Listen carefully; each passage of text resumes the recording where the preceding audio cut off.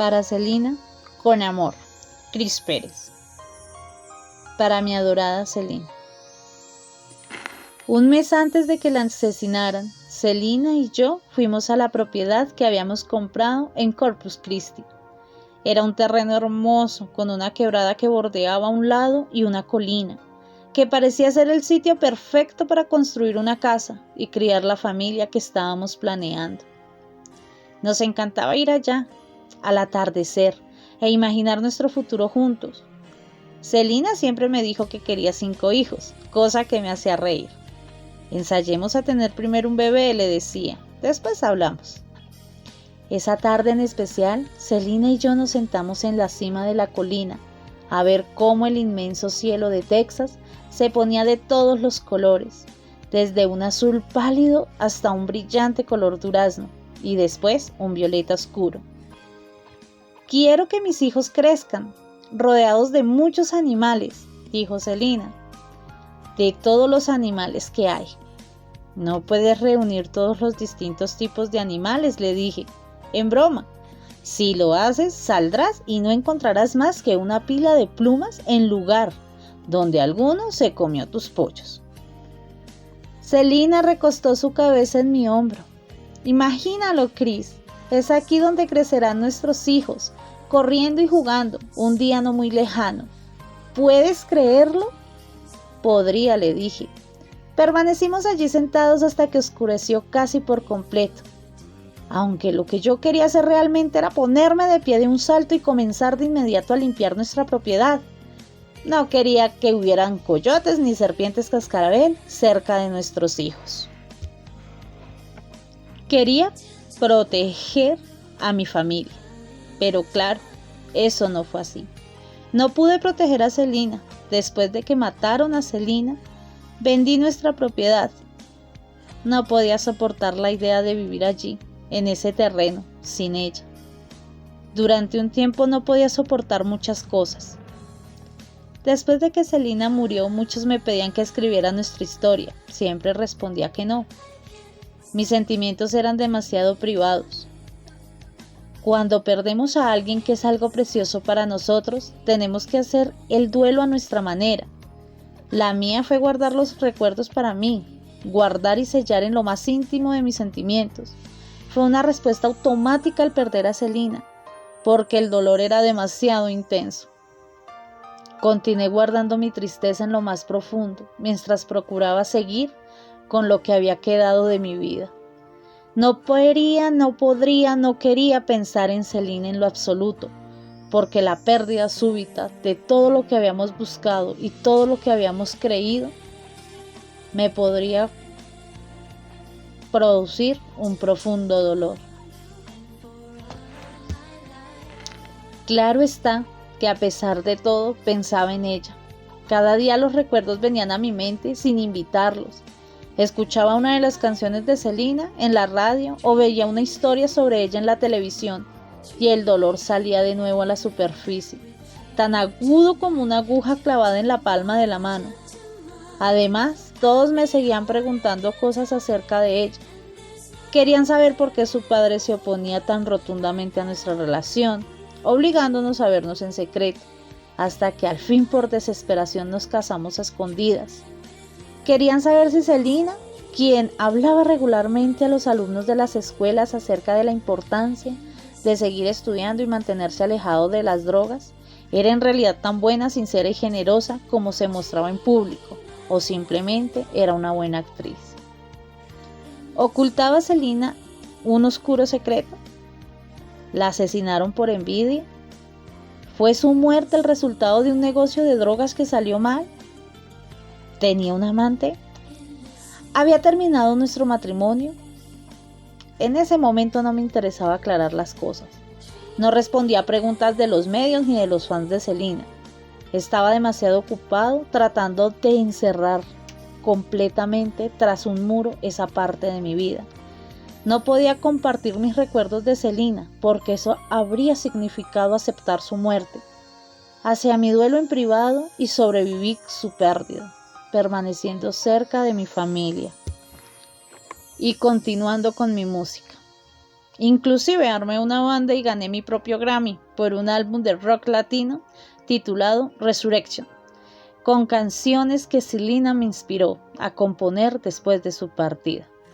Sin embargo, hace poco comencé a darme cuenta de que al enterrarlo todo realmente había estado viviendo mi vida con tapujos, limitándome a poner un pie adelante y otro sin avanzar en absoluto. Comencé a preguntarme si tal vez debería recordarlo todo y escribir un libro. Me ayudaría a aceptar por fin la pérdida de Selena. Poco después de que empecé a considerar estas ideas, recibí una llamada de mi buen amigo Carlos. Fue una de las personas a quienes conté que estaba enamorado de Selena tiempo atrás, cuando teníamos que vernos en secreto. Fue al comienzo una llamada extraña. Carlos no decía mucho, aunque fue él quien me llamó. Por último le dije que estaba pensando escribir un libro. «Hombre, eso es muy extraño», dijo Carlos. «¿Por qué? ¿Qué pasa?», le pregunté. «Anoche soñé con Selena, por eso te estoy llamando», me dijo. «Estaba haciendo esta presentación con mi banda en el sueño y Selena entró al camerino, sonreía y me abrazó». «Eso suena bien», le dije. «Sí, pero lo extraño es que mi sueño no puede decir una palabra para comunicarme con ella», dijo Carlos. Entonces Selena me preguntó cómo estabas y no supe qué decir. Le dije que las cosas habían sido realmente difíciles para ti últimamente. ¿Qué dijo ella entonces? Estaba imaginándolo todo, como si estuviera ocurriendo ante mis ojos. Selena me dio un gran abrazo, dijo Carlos. Me dijo que no me preocupara por ti. Yo lo cuido, dijo ella, solo eso. Permanecí callado durante un minuto, sintiendo a Selena cerca de mí. Luego le dije, creo que es hora de escribir ese libro. Sí, me respondió él, así lo habría querido Selena. Por lo tanto, aquí está la historia de mi vida con Selena. Merece ser recordada no solo por su hermosa voz y su talento como cantante, sino para mostrarla como una mujer real que amaba las cosas comunes de todos los días, como caminar descalza en la tarde para sentir el calor de la cera en su piel. Selena amaba tan intensamente como vivía. Todos la queríamos por su forma de ser, su familia, sus amigos, sus seguidores y yo, su esposo, que me sentía el más afortunado de los hombres cada vez que Selena pronunciaba mi nombre. Este libro es para ella. Capítulo 1. Tomados de la mano sobre México. En el viaje de regreso a casa desde Acapulco, el asiento del avión al lado del mío estaba vacío, pero no permaneció así por mucho tiempo. Pasado un rato, Selena vino a sentarse cerca de mí. Para ese entonces yo llevaba ya un año tocando guitarra con Selena y los Dinos, pero nuestro viaje juntos realmente empezó en ese momento, cuando comenzamos a compartir nuestras vidas y a enamorarnos mientras desafiábamos la gravedad bajo el cielo despejado de México. Comenzamos con temas intrascendentes, hablábamos de música y del viaje que acabamos de hacer. El hermano de Selena, Avi, nos había invitado a mí y a otros miembros de la banda a unas vacaciones en Acapulco, a cambio de componer un jingle de Coca-Cola para Selena. Ella había comenzado a representar a Coca-Cola antes de que yo lo conociera. Habíamos escrito un jingle con un ritmo tejano para que el comercial sonara como una de las canciones de Selena. «Vengan a México con nosotros», nos animó Avi. Cuando vio que yo estaba muy dispuesto, será divertido. Tenía razón, lo fue. Además fue el viaje que cambió para siempre nuestras vidas hasta este momento. Selena y yo habíamos sido siempre buenos amigos, pero a nivel profesional. Yo era más amigo de su hermana mayor, Suzette, quien tocaba la batería en la banda y tenía un cálido y agudo sentido del humor. Con Suzette tenía la suficiente confianza y me sentía cómodo como para bromear, pero mantenía una cierta distancia con Selena. Selena tenía escasamente 18 años cuando entré por primera vez a su banda, pero ya era una cantante profesional y madura. Acababa de firmar un contrato con Capitol EMI, que iniciaba su división latina, y tenía una voz que llegaba directo al corazón. Muchas cantantes dan las notas correctas de una canción, sin embargo, algo les falta. No sabría cómo explicarlo. Es posible que estén cantando una canción como si estuvieran contando una historia, cuando en realidad deberían estar haciendo una pregunta. Se muestran agresivas cuando deberían estar ronroneando. Lo que una canción requiere. Selena podía lograrlo y aún más. Era inteligente y aprendía la letra de inmediato. Sin embargo, lo más importante era que tenía un registro musical que iba desde una voz baja y profunda hasta los altos tonos de una soprano, y podía transmitir sentimientos intensos con su voz. Ya fuera que cantara sobre el amor, sobre una pérdida, sobre una traición o sobre la ira, cuando Selena cantaba lo hacía siempre como si se estuviera dirigiendo a uno. Todo el que la oía lo sentía. Tenía más presencia y control del público en el escenario que cualquier otra persona que haya conocido. El hecho de que fuera hermosa y tuviera una figura que podía detener el tráfico tampoco era inconveniente. Cuando mis amigos supieron que yo tocaba en la banda de Selena, siempre bromeaban conmigo acerca de su apariencia. Lo primero que decían siempre era algo relacionado con lo linda que era. No puedo contar el número de veces que les oí decir: «Oye, ¿se puede ser más afortunado?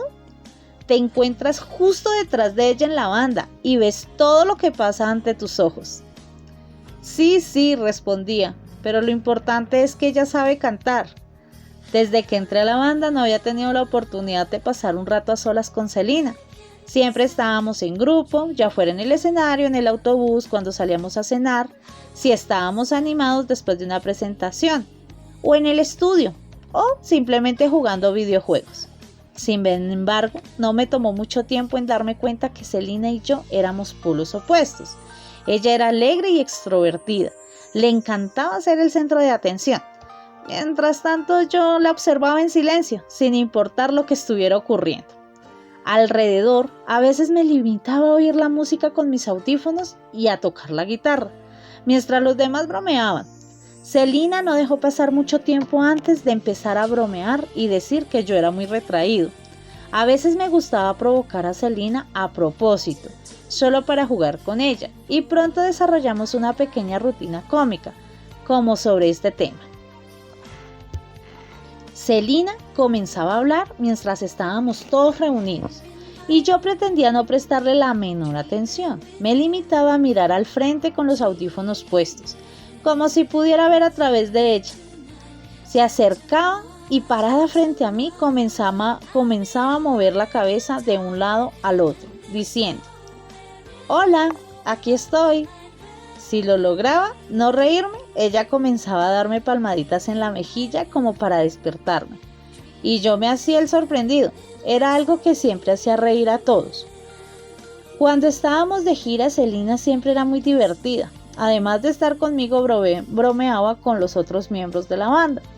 Y nos retaba a ganarle en los videojuegos o a sacar comida escondidas de las reservas de papas fritas y galletas que mantenía su set.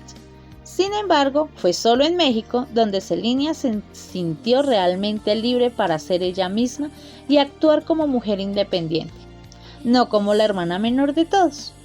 En Acapulco no hay que tener 21 años para consumir alcohol, por lo que Selena y yo pudimos ir de bar en bar con el resto de la banda.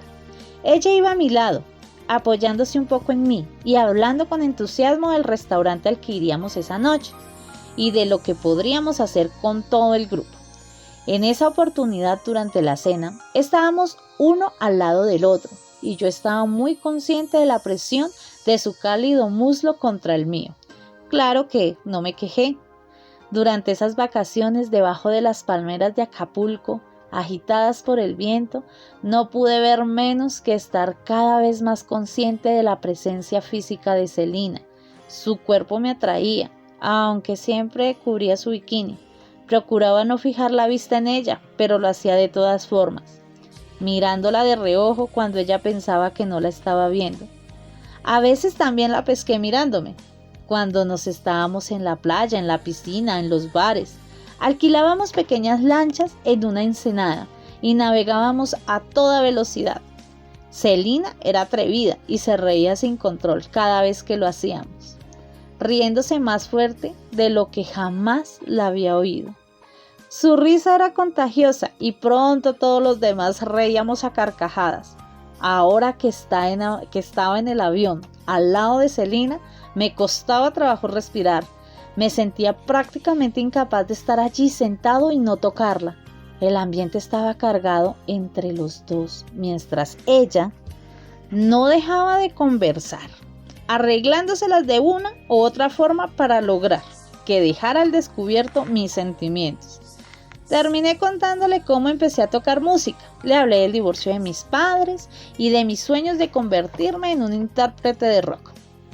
Sueños que había dejado temporalmente de lado para interpretar música tejana. Por último, Celina se acercó un poco más y me preguntó acerca de mi novia en San Antonio. Está bien, eso creo, le respondí, aunque no he hablado con ella desde que salimos de México. Conversamos otro rato y Celina me preguntó, ¿me harías el favor de mirar algo y darme tu opinión? Abrió su bolso y sacó algunos contactos de las sesiones de fotografía que había hecho últimamente. Dime qué piensas de estas, me dijo. Dime la verdad. Me entregó la foto y yo las miré. Para esta sesión fotográfica se había puesto un top sin tirantes y calzas negras y estaba de pie en una playa. Se veía sorprendente. Te ves increíble, le dije. Realmente increíble. En ese momento el avión entró en un área de turbulencia. Nunca me había subido a un avión antes de este viaje a México, por lo que la súbita sacudida me aterrorizó. Mi reacción fue aferrarme al apoyabrazos que separaba nuestras sillas. Celina rió al verme tan asustado. También me reí al mismo tiempo. Era consciente de la sensación del roce de su mano contra la mía. Me pregunté, ¿qué pasaría si tomaba su mano? Pensé que podría ser un error garrafal, o la mejor idea que jamás me hubiese ocurrido. En ese momento entramos en otra turbulencia y Celina me tomó la mano, asegurándome que no pasaba nada. Me olvidé por completo de la turbulencia. También me olvidé probablemente de que íbamos en un avión. Estaba demasiado ocupado perdiendo el control. Me sentía feliz, asustado y después no supe qué hacer. Me limité a quedarme ahí, sentado, con mis dedos entrelazados con los suyos, prácticamente sin aliento e incapaz de hablar, mientras mi corazón latía con fuerza. Tranquilo, me dije. Muchos de nuestros amigos se toman de la mano. Celina tomó la mía porque yo tenía miedo. Eso fue todo, un par de amigos tomados de la mano. Celina debe haber percibido en mi rostro todas las emociones que yo experimentaba, porque cuando me atreví a voltear la cabeza y mirarla de nuevo, me dijo, ¿estás bien? ¿Te gusta esto? Claro que sí, le dije. Al aspirar su fragancia, sentía que no me daba vueltas la cabeza y gritaba en mi interior, ¡sí, me fascina! Nos quedamos ahí sentados el resto del viaje conversando, tomados de la mano, como si fuera algo habitual. Eso fue todo, pero algo entre nosotros había cambiado. Cuando aterrizó el avión, nadie parecía haberse dado cuenta de nada, o si lo hicieron lo disimularon. Celina y yo nos despedimos con un abrazo e hicimos lo mismo con los demás. El resto de la banda se fue para Corpus Christi, pero yo me fui directamente a mi apartamento en San Antonio, donde me esperaban la que entonces era mi novia, y donde estaba mi vida como la conocía entonces. Estaba decidido a olvidar todo lo que había ocurrido en el vuelo de regreso a Acapulco, como un episodio de una sola vez. No tenía sentido involucrarme con Celina, me decía a sí mismo, porque su padre tan protector nunca lo permitiría. En el mejor de los casos no sería profesional de mi parte, y en el peor de los casos podría perder mi trabajo. Sin embargo, a medida que pasaban los días entre mi regreso de Acapulco y la siguiente gira con Celina y la banda, algo empezó a pasarme. Comencé a pensar constantemente en ella, en sus ojos, sus labios, su cuerpo, su risa, y estaba tan ansioso por volverla a ver. Por una parte esperaba que ella sintiera lo mismo por mí, mientras que por otra parte esperaba, aún con mayor anhelo, que no fuera así, para que pudiéramos continuar siendo amigos y seguir haciendo música juntos. La primera vez que oí cantar a Selena, jamás imaginé que sería parte de su banda, y menos aún que un día se convertiría en mi adorada esposa. Estaba tocando guitarra en una banda de música tejana dirigida por otra joven cantante, Shelly Lares. Aunque Selena vivía en Corpus Christi, a unas 2 horas de San Antonio, ella y Shelly se hicieron muy amigas, en parte porque en ese entonces eran muy pocas las mujeres que interpretaban música tejana. Un día, Shelly me pidió que escuchara un nuevo álbum de Selena, Preciosa, y que le dijera mi opinión. Vi la carátula del álbum y pensé, linda niña, mientras analizaba su pelo oscuro y sus cálidos ojos cafés. Le di vuelta al álbum y en el anverso vi una fotografía de toda la banda, en la que aparecía la hermana de Selena, Suzette en la batería y su hermano Avi en el bajo. Los músicos eran jóvenes y se vestían con un estilo muy moderno para su época, sobre todo para un grupo tejano. Se ven muy bien, le dije a Shelly, con un leve tono de envidia. Shelly me dijo, acaba de ser nominada para vocalista femenina en los Tejano Music Awards de 1988. Su hermano fue nominado como compositor de música tejana del año. Al escuchar el álbum supe de inmediato por qué Selena y los Dinos estaban escalando tan rápido a la cima del mundo tejano. La voz de Selena era excepcional y el grupo daba sonidos novedosos a la música tejana tradicional. No quiero decir que fuera un experto, era nuevo en el mundo tejano y de hecho en muchas ocasiones me sentí como un impostor. Yo era un guitarrista de 19 años cuyos grupos favoritos incluían bandas de heavy metal como Motley Crue y Def Leppard. Mi reacción inicial fue cuando mi amigo de la secundaria, Tony Lares, intentó por primera vez convencerme que entrara a la banda de su prima Shelly. Fue una resistencia poco convincente. La música tejana, una mezcla de música folclórica mexicana, polcas y canciones country del oeste, cantadas en español, a veces con mezcla de inglés en la letra. Había sido parte de mi niñez como mexicano-americano, criado en Texas, pero fue el único tipo de música que realmente detesté cuando era niño.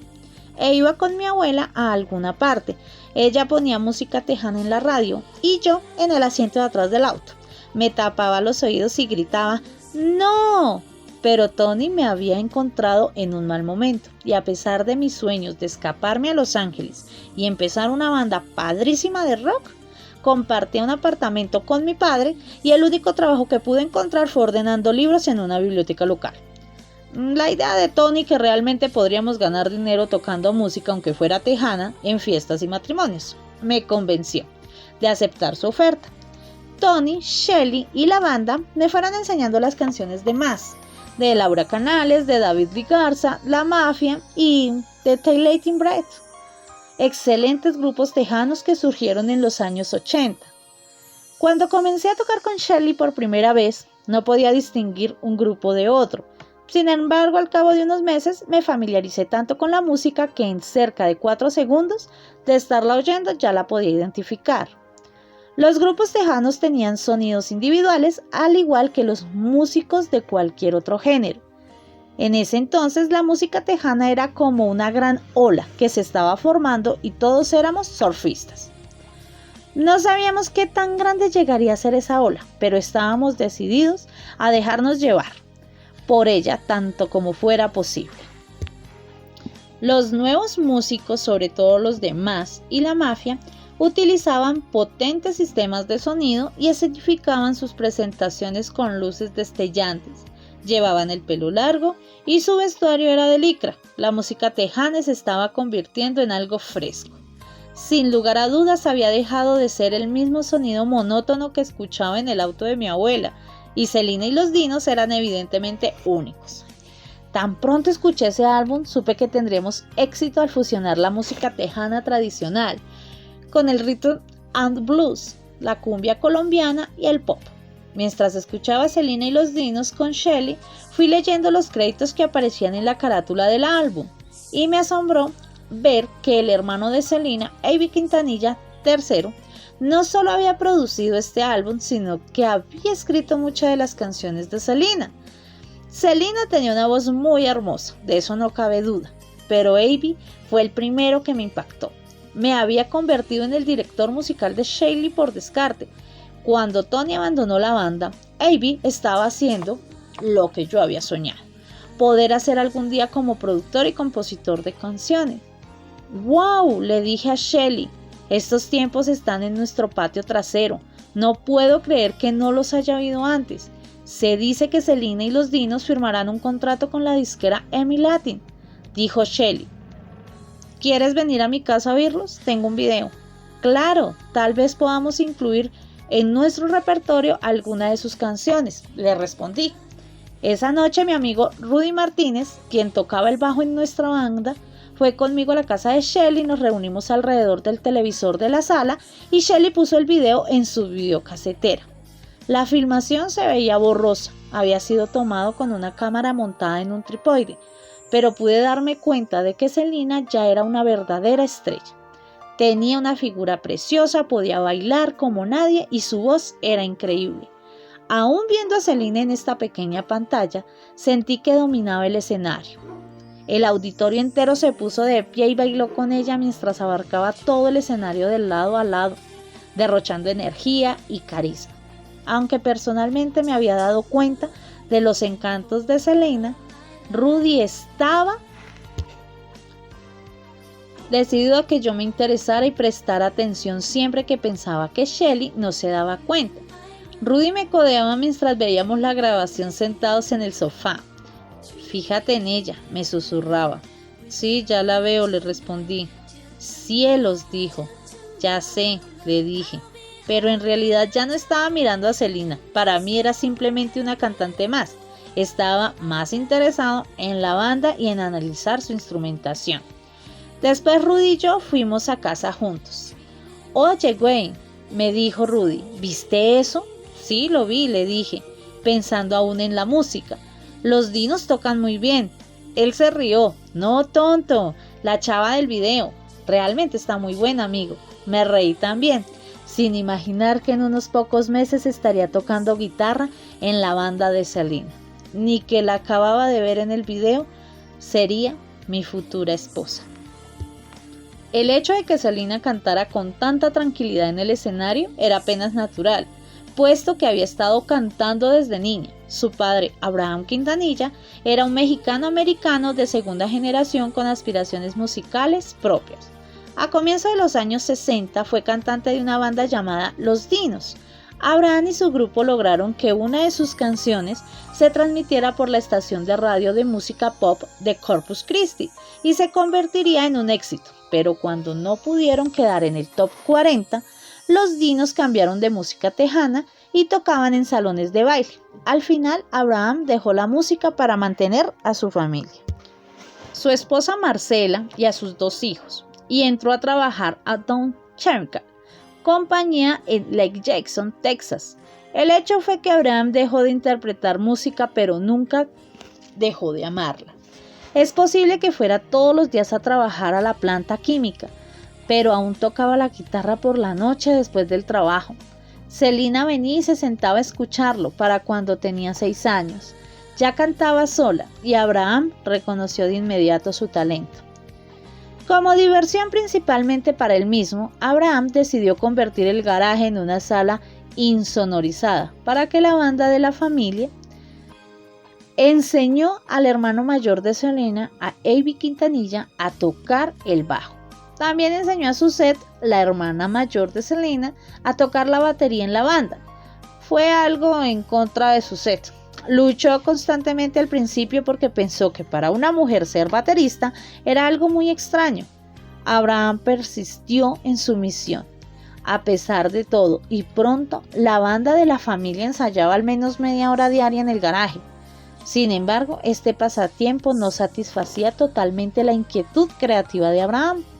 Cuando un amigo le dijo que en el pueblo de Lake Jackson necesitaban un buen restaurante mexicano, alquiló un local y comenzó a servir auténtica comida mexicana, amenizada por las canciones de Selena, acompañada por Abbey y Suzette en sus respectivos instrumentos. Abbey y Suzette estaban ya en la secundaria para ese entonces. Aún se resistían a la idea de tocar música tejana, sobre todo porque muchos de los muchachos que conocían en la escuela venían a comer con sus familias al restaurante de su padre. A Selena no le importaba, era apenas una niña de 9 años que se divertía. El negocio prosperó lo suficiente como para permitirle a Abraham a renunciar a su trabajo en Down. Entonces, cuando vino la recesión, lo perdió todo. La familia tuvo que mudarse a donde el tío Eddie de Selena, que vivía en un remolque en el campo. Solo iban a la tienda de víveres en la noche porque Abraham no quería que nadie supiera que su familia recibía estampillas para reclamar alimentos durante un tiempo. Manejó un camión que volteó para ganarse la vida. Luego buscó un mejor futuro en Corpus Christi, donde los Quintanilla pudieron vivir con su hermano Héctor. 13 personas vivían en la casa y la familia de Selena tenía solo un dormitorio. Abraham tampoco pudo encontrar trabajo en Corpus, por lo que recurrió a lo único que sabía hacer, música. Bautizó a la banda de la familia como Selena y los Dinos, en homenaje a su antigua banda, y aceptó cuantos contratos pudo encontrar, a cambio de alguna remuneración. En California y Florida, en salones de baile populares y sociales, pistas de patinaje, salones de Bayfield, una organización de veteranos de guerras extranjeras, lo que fuera. Selena tuvo que aprender a cantar en español, idioma que ni siquiera hablaba. Abbey tocaba el bajo y comenzó a escribir y hacer los arreglos de las canciones para la banda. Suzette tocaba la batería y Abraham contrataba a otros músicos según fuera necesario. Abraham mantenía a su familia en parte ayudando a su hermano menor Isaac a manejar su negocio de transporte de carga, pero todos los fines de semana llevaba a toda su familia en una vieja camioneta a la que enganchaba un remolque para el equipo y salían a tocar en cualquier lugar donde los recibiera. Al comienzo escasamente lograban cumplir sus gastos. Poco a poco fueron consiguiendo más presentaciones y Abraham pudo comprar un autobús en April 64 que la familia bautizó Big Bird. El autobús estaba en mal estado, no tenía calefacción, aire acondicionado, baño, agua corriente ni dirección hidráulica. En el invierno, Selena y su familia dormían cerca del motor para calentarse en verano. Era casi insoportable, pero su gran esfuerzo dio resultado.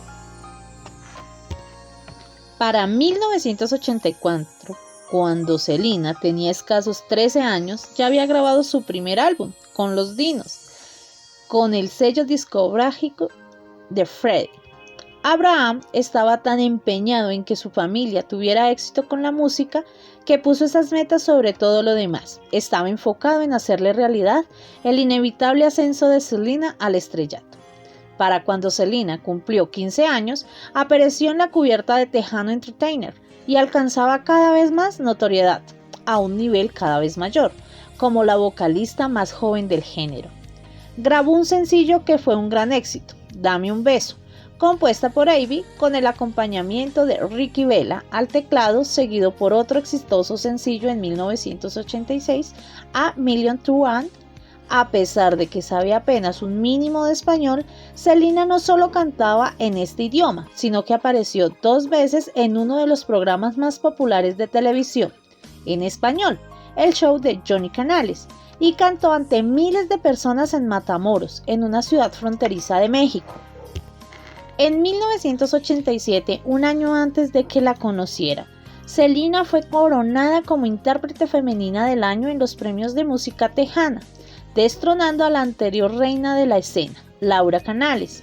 El instinto e interés de su padre no se equivocaron. Selena y los Dinos grabaron 6 álbumes exitosos y ella parecía no detenerse en su ascenso a la fama. Durante el primer año en la banda de Shelly Lares nos fue muy bien, obteníamos contratos de forma regular por todo San Antonio e inclusive grabamos un álbum que contenía 3 canciones de las que fui coautor con ella. Realmente me estaba aficionando a este estilo de vida, ir al estudio y grabar con Shelly y actuar como director musical de la banda. Ahora que había escuchado a Selena y los Dinos, comenzamos a incluir su música en nuestro repertorio y me convertí en un verdadero fan. Sin embargo, a pesar de reconocer las capacidades vocales de Selena, lo que más me impresionaba era los arreglos estelares y la calidad de producción de los Dinos, que atribuía a Avi. Era el bajista de la banda y era excelente, pero es bien sabido que en casi todas las bandas de bajistas es un músico de apoyo. Debe mantenerse en segundo plano y apoyar el extremo posterior de la presentación para dar a los otros músicos la libertad de hacer lo que hacen. La ejecución del bajo debe ser sólida, es como el cimiento de una casa. Se puede tener la casa más linda del vecindario, pero si no tiene cimientos sólidos se agrietará y colapsará. Más impresionante aún que las cualidades musicales de Avi eran la forma intrigante como hacía los arreglos para Selena y los Dinos, utilizando los más novedosos elementos y los sonidos más complejos que jamás hubiera oído en la música tejana. Al escuchar alguna de sus canciones decía, ¡wow! ¿Qué es eso? Por ejemplo, Avi fue uno de los primeros músicos en incorporar sonidos mecánicos de la batería pop, utilizados por los artistas del American Top 40 como Janet Jackson o Paula Abdul. En ese entonces escuchaba esos sonidos que salían del parlante al poner uno de los discos de Selena y los Dinos, y me sentía confundido pero intrigado. Supuestamente esto era música tejana, y la mayoría de los grupos tejanos se regían por los sonidos folclóricos tradicionales producidos por acordes y tambores. Aunque Avi decidió incorporar un sonido de acordeón, lo hizo con el teclado electrónico. Además estaba a la vanguardia cuando se trataba de hacer la secuencia y el muestreo de la mezcla de un álbum. Más adelante, después de que entré a trabajar con los Dinos y llegué a conocerlos a todos, me di cuenta que Avi era como el mago de Oz. Estaba tras la cortina trabajando con las luces y las palancas, aunque en realidad todos en esa banda tenían un enorme talento. Era una alquimia mágica oírlos actuar en grupo. Sin embargo, hasta ese momento no hubiera podido imaginar nada más fabuloso que conocer a Avi y preguntarle cómo hacía lo que hacía. Por sorprendente que parezca, solo unos meses después de haber escuchado Preciosa por primera vez, tuve la oportunidad de hacerlo. Estábamos ensayando un día cuando Shelly mencionó que Selena estaba actuando esa noche en San Antonio. Deberíamos ir a ver cómo lo hace, sugirió. Claro, respondí, pero estaba a la mitad de una canción y realmente no me interesaba mucho en la sugerencia. Sí, estoy tocando música, en eso estoy, solo me concentro en la música que toco, en nada más. Sin embargo, en las últimas horas de la tarde se abrió la puerta del estudio y llegó Avi con varios de los miembros de los Dinos. Comenzaron a conversar con Shelly y su padre. Quise unírmeles, pero me disculpé diciéndoles que estaba finalizando algunos detalles relacionados con la banda. Está bien, no hay ningún problema, dijo Avi. No te preocupes por nosotros, nos limitaremos a observar. Sigan tocando. En ese momento no lo sabían, pero Avi realmente había venido al estudio a propósito a buscarme.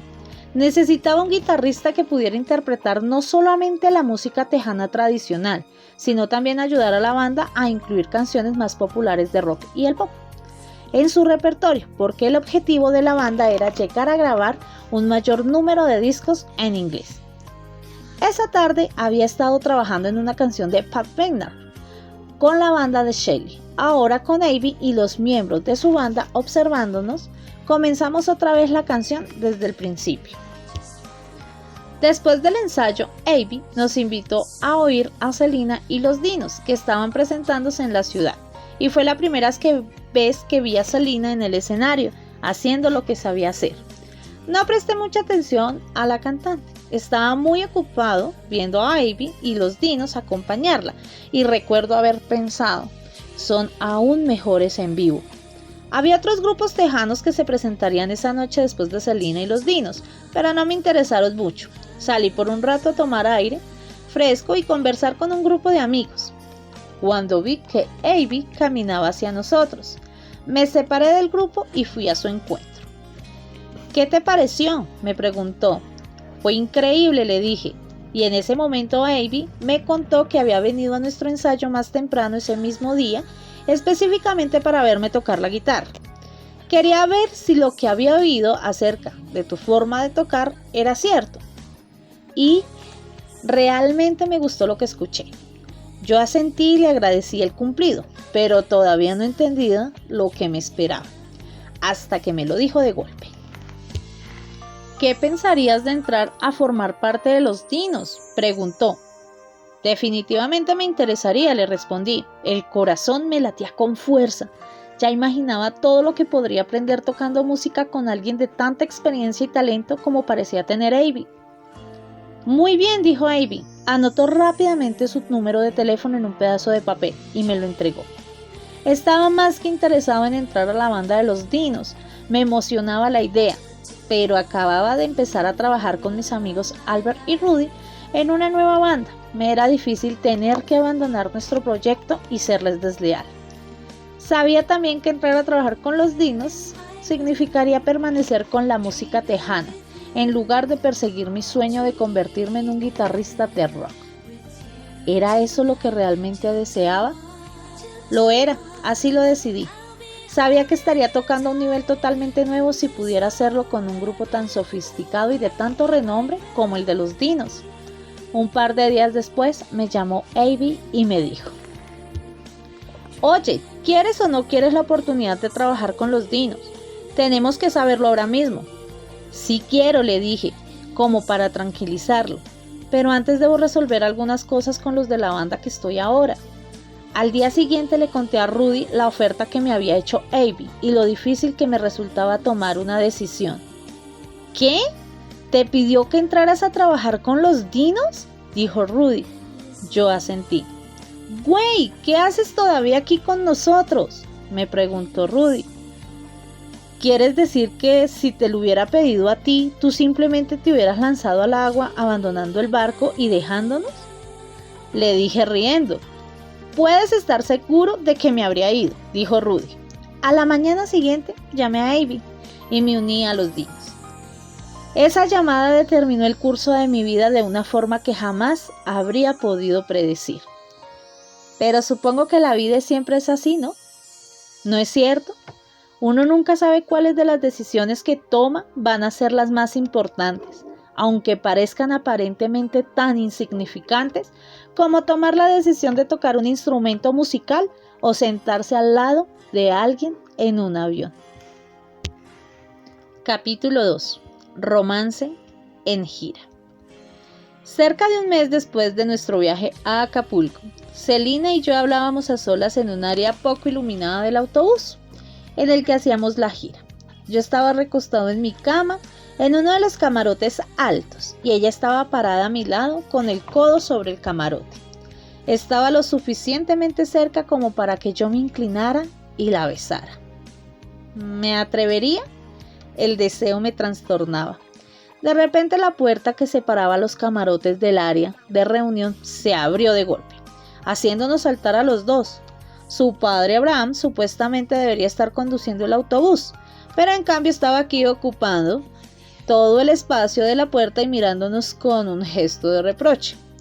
Abraham no dijo ni una sola palabra. Miró a Celina, ella lo miró y luego se fueron por el área de los camarotes, a la parte posterior del autobús.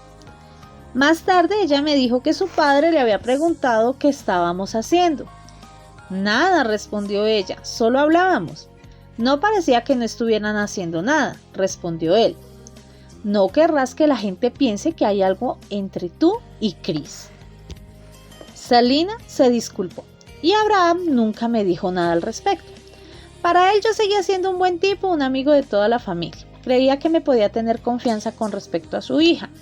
Lo que no sabía era que lo que sentíamos el uno por el otro había ido en aumento después de ese viaje a México. A pesar del constante escrutinio de los padres de Celina y de otros miembros de la banda dentro del reducido espacio del autobús de la gira. Nunca pretendí que algo así pasara. Cuando subí al autobús en el que haríamos la gira por primera vez después de nuestro viaje a Acapulco, me había repetido que involucrarme con Celina nos traería más que problemas a los dos. Y también a los dinos. Estaba decidido a no permitir que eso ocurriera.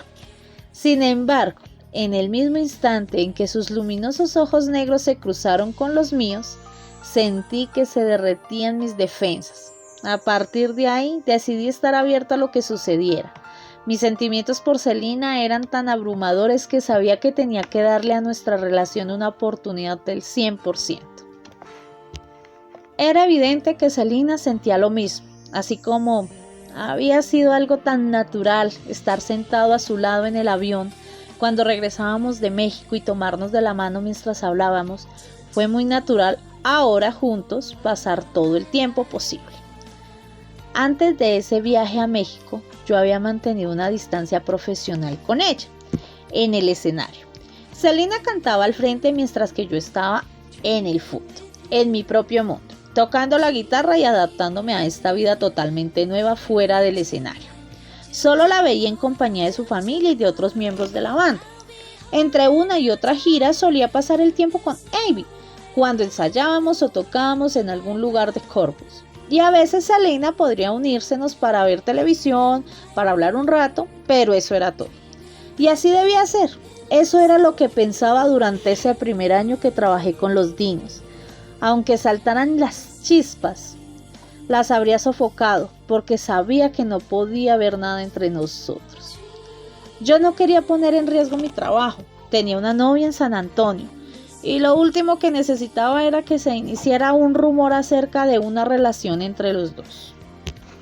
Al menos sabía que la familia de Quintanilla era muy unida y que Abraham, el padre de Celina, a quien yo apreciaba y respetaba, a quien con frecuencia le hacía compañía en la parte delantera del autobús mientras iba conduciendo, estaría furioso y se sentiría traicionado si pensara que alguno de la banda hubiera tenido el atrevimiento de poner sus ojos en su hija. Por eso trabajé manteniéndome siempre a distancia de Celina y procurar pensar en ella como mi hermana menor. La única vez que dejé de lado esa posición fue por pura casualidad. Estaba en Corpus con Abby. Volvíamos de alguna parte y cuando giramos por la calle donde vivía Abby, vimos una limusina estacionada al frente a la casa de sus padres. La limusina era para Suzette, Celina y un grupo de amigos que asistirían juntos a un concierto de Garth Brooks. Esta era para ellos una gran noche y estaban todos muy elegantes. Bien, cuando volteamos la esquina había una mujer de pelo largo brillante y un cuerpo increíble, que estaba recostada contra la ventana mirando al interior del vehículo. No podía ver su cara. ¡Cielos! ¿Quién es esa?, le pregunté a Abby. Abby no pudo contener la risa. ¡Tonto! ¡Es Celina!, me dijo. Claro, aunque me hubiera gustado acercarme más a Celina, habría sido difícil. Abraham y Marcela, la madre de Celina, la protegían de forma exagerada.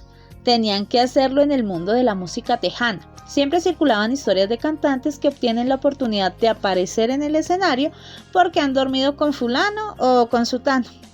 Para Abraham era importante presentar a su banda y en especial a su hija menor como castas y puras, sin importar los atuendos que ellas se pusieran para aparecer en escena, ni cuánto maquillaje usar. Por lo tanto, Celina nunca estaba sin un chapero.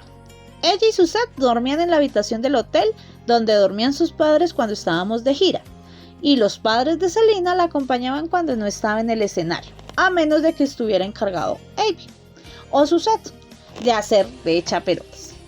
Inclusive en el autobús, Celina solía sentarse en la parte de atrás con su madre Marcela y Celina podían permanecer allá sentadas en el sofá hablando por horas sin término. A veces Celina recostaba su cabeza sobre el regazo de su madre mientras Marcela jugaba con el pelo de Celina o le hacía un masaje en el cuero cabelludo. A veces caminaban hasta allá y Celina tenía una expresión vidriosa en los ojos, como los de un gato. Nunca dejó de ser la adorable niña consentida de Marcela. Después de ese aventuroso viaje a México, sin embargo, Selena y yo comenzamos a vernos en secreto. A veces simplemente nos íbamos a caminar antes de una de las funciones, o podíamos ir al cine o comer algo cuando teníamos algunas horas de espera en el camino. A Abraham parecía no preocuparle esto. Tal vez pensaba que era natural que Selena y yo tuviéramos mucho de qué hablar, puesto que éramos los miembros más jóvenes de la banda. Y estoy seguro de que pensaba que Selena estaría más segura conmigo de lo que hubiera podido estar si saliera sola a la calle. Entre tanto, Selena y yo convivimos que solo revelaríamos nuestros sentimientos al menor número de personas posibles, ya que sería la mejor forma de actuar, dando que habría menos riesgos de que alguien se tratara de decirnos que nos controláramos. Nunca dejé que mis sentimientos más íntimos, mis amigos en San Antonio, se enteraran de lo que estaba pasando. Y en cierta forma no estaba pasando nada, al menos no físicamente. En el escenario era simplemente una situación habitual de trabajo. Era fácil actuar juntos con naturalidad a pesar de nuestra creciente conciencia de los sentimientos del uno hacia el otro, porque Selena y yo estábamos acostumbrados en ese entonces a bromear juntos. Fuera del escenario siempre estábamos rodeados de la familia y los fans de Selena y de los demás miembros de la banda. Para cuando entré a trabajar con los Dinos, la banda incluía también un tecladista y compositor, Ricky Vela, y el vocalista y compositor Pete Estudillo. Pete era una estrella tejana por derecho propio, cuyo dueto con Selena en 1989, Ámame, Quiéreme, fue nominada para el dúo vocal del año en los Tejano Music Awards, poco después de que entré a la banda. Sin embargo, aunque Selena y yo rara vez estábamos solos, nuestros sentimientos mutuos fueron aumentando rápidamente. Y pronto llegaron a ser tan inmensas que casi podría imaginar el aire chisporroteando de electricidad cada vez que Selena entraba a la habitación. Nunca nos tocamos y sin embargo sentía que algo nos conectaba, una fuerza más grande que cualquiera de los dos. Eran muchas las razones para que me enamorara de Selena. Era una bailarina y una cantante talentosa y sensual.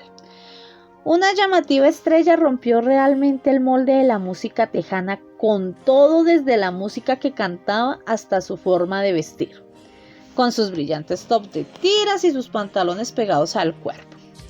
Más tarde una periodista la llamaría la Madonna mexicana. En parte debido a su vestuario en escena, era fabulosa, atractiva y también muy graciosa.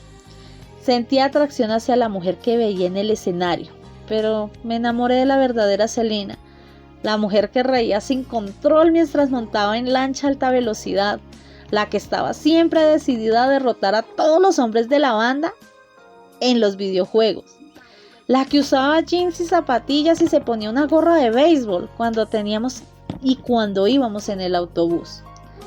Selena tenía un enorme talento y cantaba como un ángel, pero también era una trabajadora incansable, aprovechando cada oportunidad promocional que se le presentaba. Hacía que sus fans y los periodistas se sintieran como si los hubieran sido amigos de ellas por siempre. Confiaba en todos y pensaba lo mejor de la mayoría. Más tarde muchos dirían que tal vez era demasiado confianza. En una palabra, Selena era buena. ¿Y quién era yo para ganar su corazón? A diferencia de Selena, a mí nadie me obligó nunca a dedicarme a la música. Sin embargo, de alguna forma extraña fue el amor de mi madre por la música lo que al final me llevó a Selena y al verdadero significado del amor. Para cuando tenía 4 años, mis padres ya se habían divorciado y mi madre y mi hermana y yo compartíamos un pequeño apartamento de 2 recámaras en San Antonio. Mi madre trabajaba a tiempo completo como asistente de nómina, pero todavía seguíamos siendo pobres. Necesitábamos estampillas para adquirir alimentos. Mamá estaba tan cansada que a veces la encontraba llorando mientras lavaba los platos, o cuando estaba sola en su recámara. A veces no comía para que mi hermana y yo no pasáramos hambre. Sin embargo, prácticamente nunca se quejaba de nada. La música era su escape de las agotadoras rutinas de su vida. De manera que también la música fue siempre parte de mi vida, como comer y respirar. Cada mañana nos despertábamos muy temprano con un despertador programado en la 55 KTSA, una estación de radio de AM que transmitía el Top 40 a principios de 1970. La música disco era lo último y amaba esa música cuando era pequeño. También oíamos música cuando íbamos en el auto, porque mamá siempre encendía la radio cuando nos recogía en la casa de mis abuelos después del trabajo. Durante los fines de semana encendía pelas en el apartamento para que oliera bien. Entonces se ponía en 4 patas y lo limpiaba todo. Mientras limpiaba, la televisión estaba apagada y todo era música. Tenía una excelente colección de discos y me llevó a apreciar la música clásica como el Cascanueces y Pedro y el Lobo. También me encantaba escuchar discos de cuentos, cuyas carátulas se abrían como libros, y se podían oír la música mientras el narrador leía la historia. Jamás sospeché que mi madre me estuviera dando una educación musical a propósito. Cuando estudiaba el año intermedio entre la primaria y la secundaria, aprendí por fin a tocar un instrumento. Mamá me habló de la banda de principiantes y dijo que realmente quería que yo me presentara como aspirante para integrarla, porque ella había sido primer flautista de la banda durante toda la secundaria. Pertenecer a la banda de la escuela me parece tonto, protesté. Confía en mí, me dijo, solo ensáyalo. Lo hice por ella. Fui al salón de la banda donde estaban todas las boquillas de los instrumentos de viento sobre una mesa para ensayarlos. La trompeta, el trombón, el saxofón, el clarinete, el cuerno francés, todo. No sabía cómo eran los instrumentos en los que se colocaban esas boquillas, ni con base en qué criterio de elegir. Pero mi directora de banda me permitió ensayarlos todos. Por último, le mostré la boquilla que más me gustaba.